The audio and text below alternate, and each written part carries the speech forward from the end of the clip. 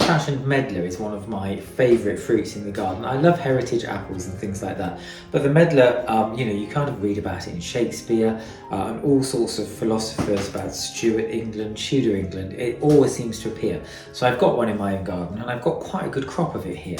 Now, it's not very common and it's not particularly used that often, which is a shame because it makes the most amazing cheese and it makes the most amazing jelly. It's a little bit long-winded to make, but that's what I'm going to be making now, and I can eat that throughout winter. So the first step is to take a very sharp knife and to get the fruit off, leaving you a core like that. It's quite hard to find the actual centre of a quince, so I just keep cutting round, as you'll see, and then I put them into a jam pan. Now I've got a copper one here with some water, and I start heating that over the, well, in your case, over the Aga, the electric ring, in my case, on this 1920s wood burning range, which you can hear is now burning off the water. So I'm going to continue to cut through these and start the first part of making the jelly. Now what I'm actually doing is softening the fruit in water so that it can be turned into a kind of mush, which I will put through a muslin cloth, and then I'll be able to extract out the juice, if you like, which I can add the sugar to make the jelly. But the first step is to turn this quite dense fruit into something relatively malleable.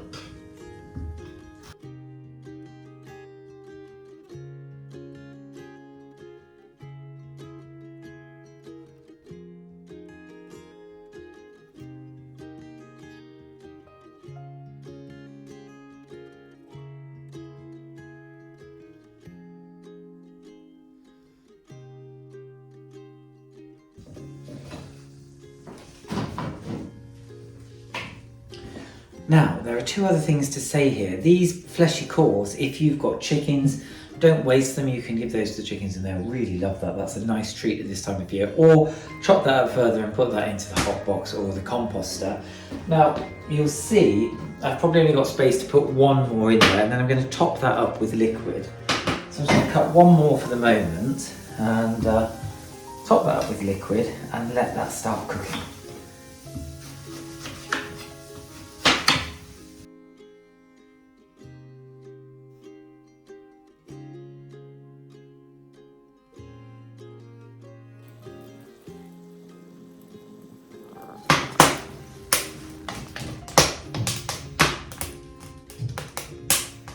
Now I've been checking these as they've been cooking here. You can probably hear the wood crackling.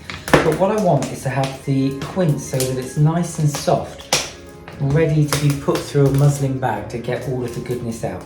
They're not quite there yet, so I'm going to let them carry on cooking on this gentle heat. But in about 20 minutes or so, that will be ready. Once they're nice and soft and malleable, obviously the water and the liquid is very hot. So what I'm going to do is rest it, most likely for a few hours, and then the next stage is put it into the muslin bag and drain the liquid out, the syrup if you like, ready to make the jelly.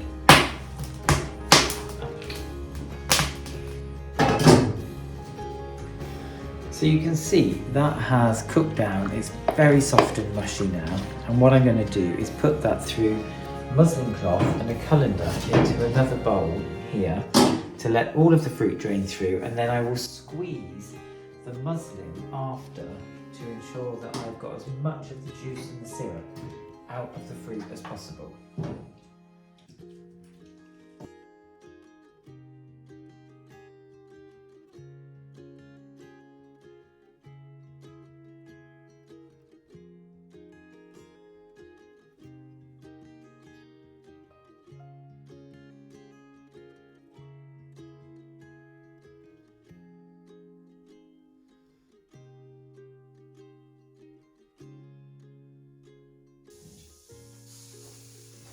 Now, I've drained off the liquid, as you can see here, and what I'm going to do to make the jelly is basically reheat that in a new pan.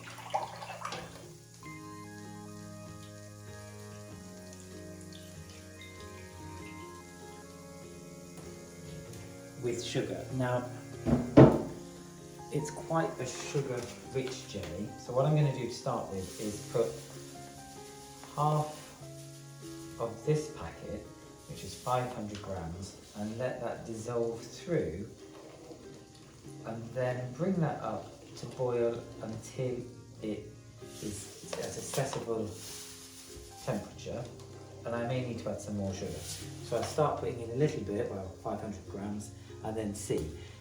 Now, from the squeezing to get the juice out, I've been left with this compressed pulp, and that makes really nice quince cheese. So what I'm going to do in another jam pan is put that back onto the heat and add the similar amount in sugar to its weight. Now that is a kilo, and this is a kilo of sugar.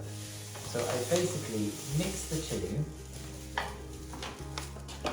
and wait for that to set. Now the cheese making, if you like, this will take roughly an hour on the heat, and the jam will take slightly less. So I'm just going to stir that now to begin to blend the two together, whilst the other is raising up to the temperature.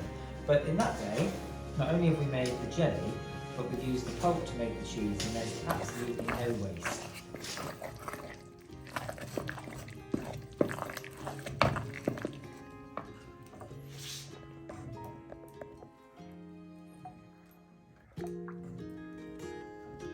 Now, as the jelly reaches a boil, which it is here, you'll notice that the scum comes to the surface, so be sure to clean that off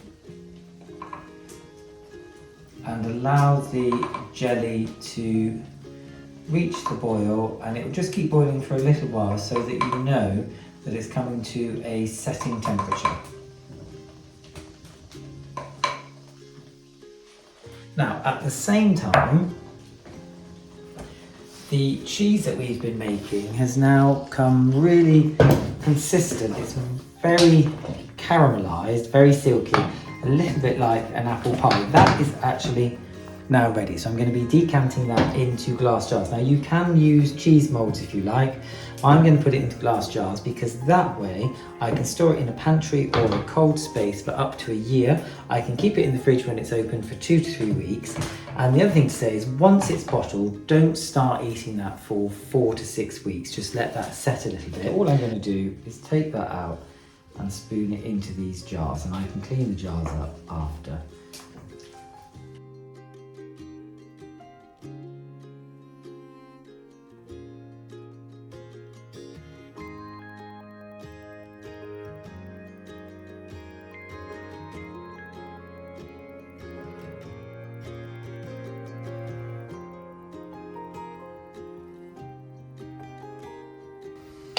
I will say that this is a slightly messy job, so once you've filled up your jars, you can clean them off after.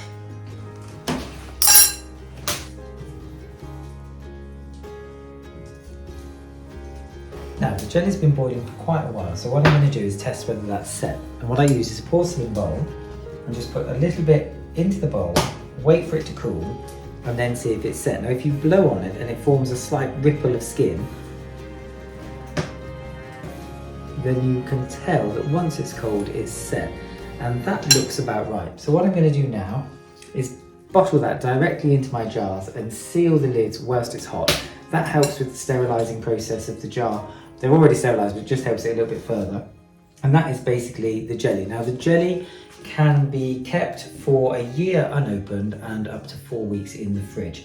And what's really good about it is that we've completely made the jelly and the cheese using the wood burner with no electricity and using everything from the garden.